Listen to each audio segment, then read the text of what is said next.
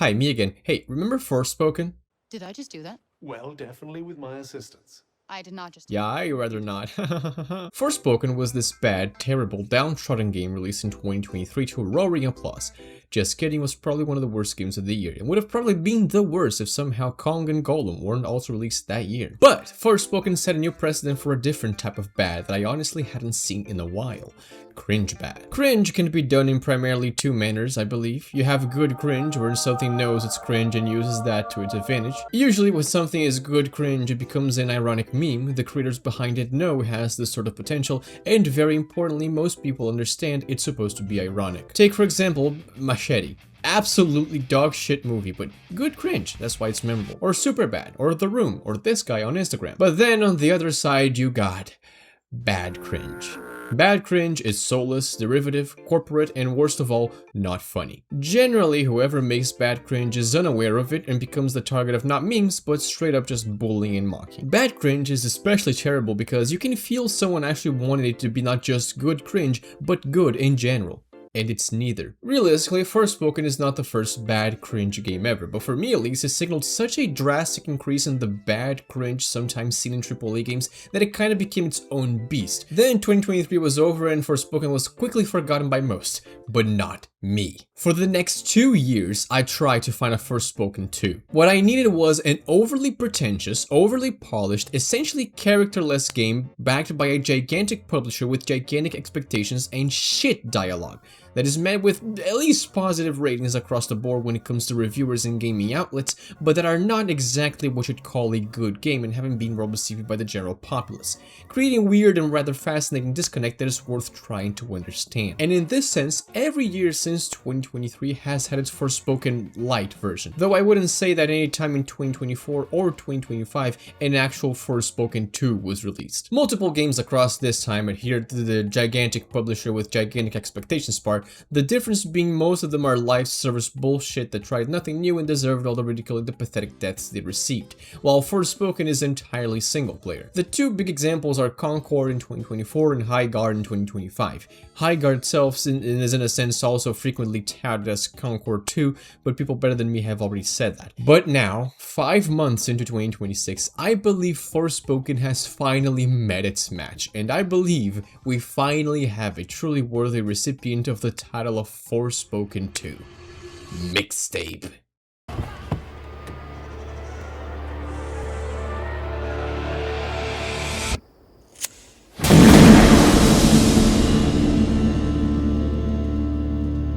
I want you to understand, this ain't a catastrophe, it's a warning.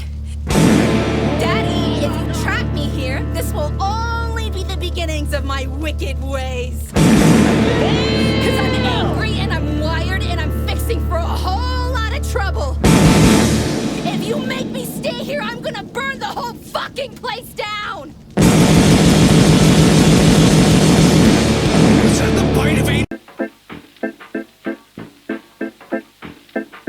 I'm gonna be the first person to say this in the room. I understand subjectivity. Opinions are like used opioid needles, everyone's got their own, and it's not always the need to be shared.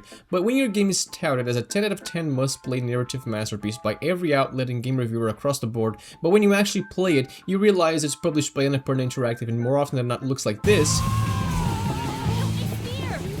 Man.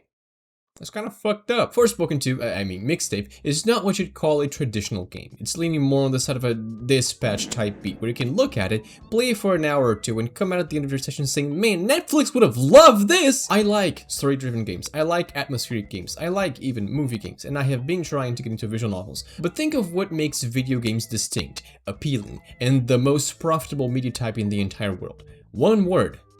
Interactivity. Video games are an interactive medium, and that's the crucial difference between video games and other forms of media, and between better story-driven games and Mixtape. Mixtape does not respect games as an interactive medium. Mixtape is a movie, and much like it's not a 10 out of 10 game, it would also not be a 10 out of 10 movie. There's a difference between a linear, straight-ahead game and the game that plays itself. Mixtape, for as much as it costs to be made, offers less customization and options than a visual novel. In Mixtape, you have no choice. No customization, no alternate paths, no NPCs, nothing. At most, you have completely worthless minigames that are just barely not dispatch levels of automated, stringed by cutscenes.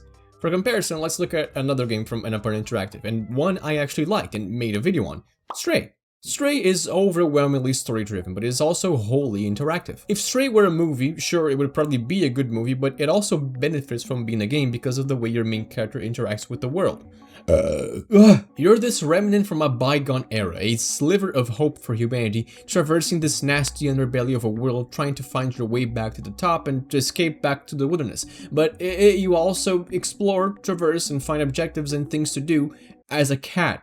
That's the main selling point of the game. Mixtape has nothing of the sort. It benefits a total of 0 from being a game, so much so you cannot skip the cutscenes because they are all this game is. For a game set in the 90s also, this is such a pathetic drivel and a shamelessly narrow demonstration of 90s culture. There's so many things missing here, it's both incredible and also incredibly believable. The main point of Mixtape is to spend the last day together with your group of friends, because for some reason you're going to New York to become a professional playlist maker or something, with a very specific soundtrack, and every time a song is played, the name is displayed on screen and the song plays, meaning this game is a nightmare to stream, and apparently this was a vision the game's director wanted to fulfill for a while now.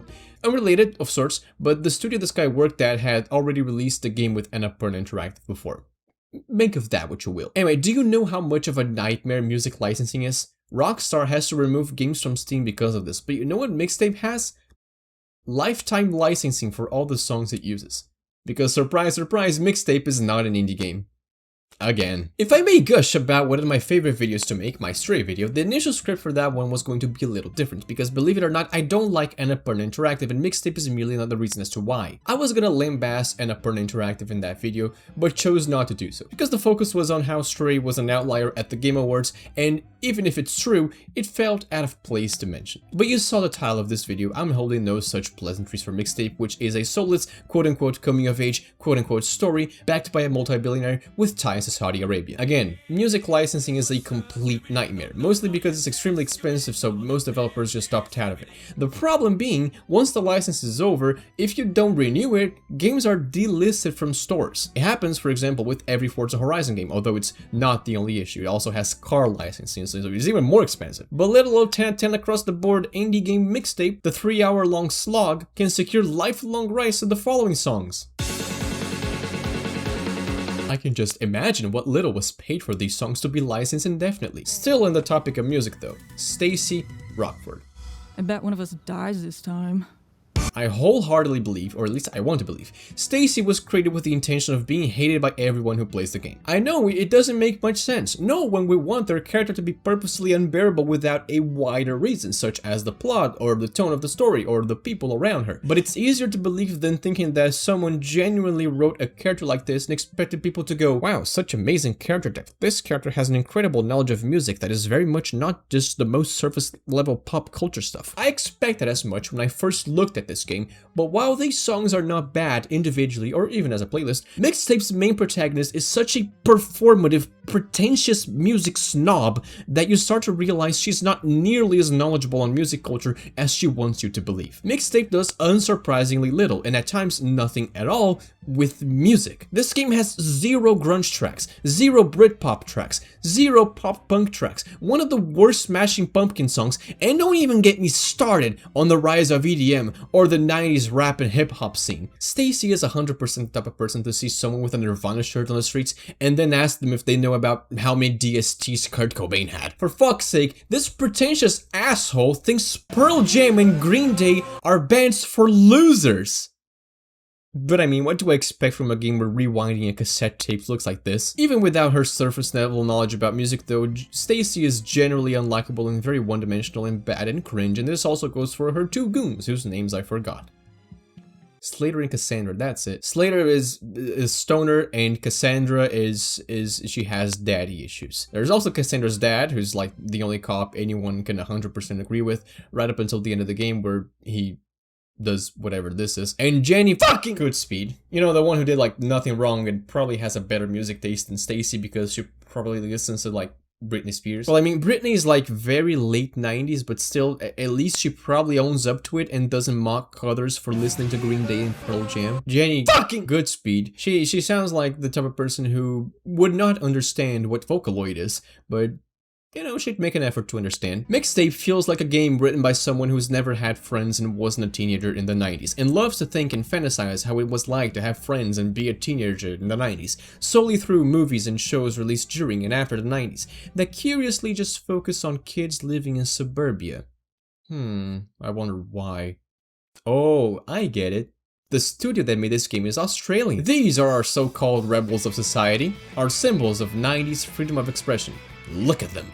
That lazy stare, the huge eyes, the perfectly white shoes, the skinny jeans, the shirts tucked into the skinny jeans, as every teenage rebel did during the 90s. These characters are as dry as sandpaper and are all middle upper class teenagers who play into the extremely overplayed kids who think they're too good for this world, and I hate them. It makes it extremely apparent that the people who made this game never drank, never smoked, don't know what teenagers talk like, and more than anything, they don't like Pearl Jam. Coming of age story, look inside.